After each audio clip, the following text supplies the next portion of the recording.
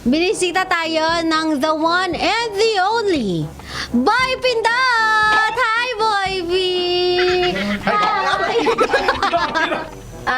Ang lakas makatawang DJ. Oo, ganun talaga. Dito mas maganda. Tatay! Feel ko nagdugo yung anit ko. Nagigigil ako siya. Grabe siya.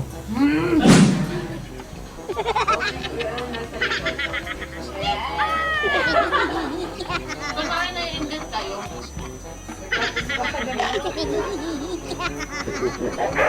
Kunwari, gusto nyo to.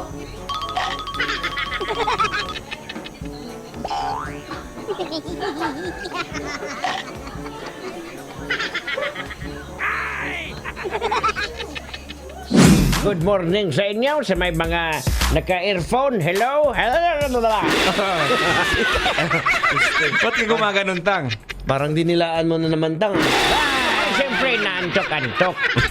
Ay baka lumagpas doon sa kanyang babaan, kawawa din naman.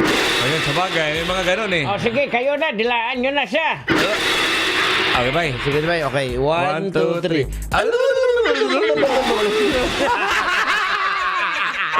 Naiinis kasi ko kay Chris Yuba, hindi niya pinapansin. Kanina ko pa gustong pansinin. Ayaw pansinin. Baka sabihin mo kasi hindi maganda yung sasabihin Hindi ako ko. sanay na hindi mo hinahamak yung feelings ko. Kanina pa siya nagpapapansin sa'yo, partner. Tinignan ko na Ayun nga kanina, eh. binabali ko lang sa monitor yung paningin ko sa nadidistract talaga ako. Sabi ko, bakit Friday, tinubuan siya ng bulaklak sa tenga? Ang laki-laki pa, inisip ko talaga, tikoy ba to? Ganun talaga yun. Akala ko yung seal nung law of attraction. Akala ko nga, secret. akala ko nga Secret. din yung yung pang ng ghost eh. Bagwa. Huwag kang lalabas ha, baka gawing dart yan. Kaya actually, bagtag po to. Hindi, actually, coin portion eh. Nadali mo, ate. At naririnig mo na ba ang mga businang umaalingaw-ngaw dyan banda sa may Cubao?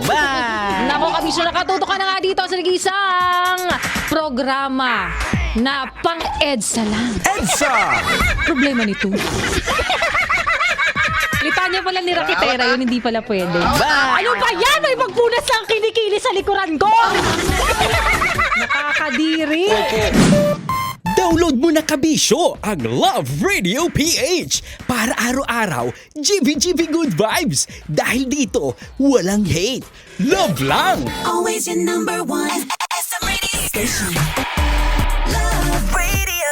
Love lang.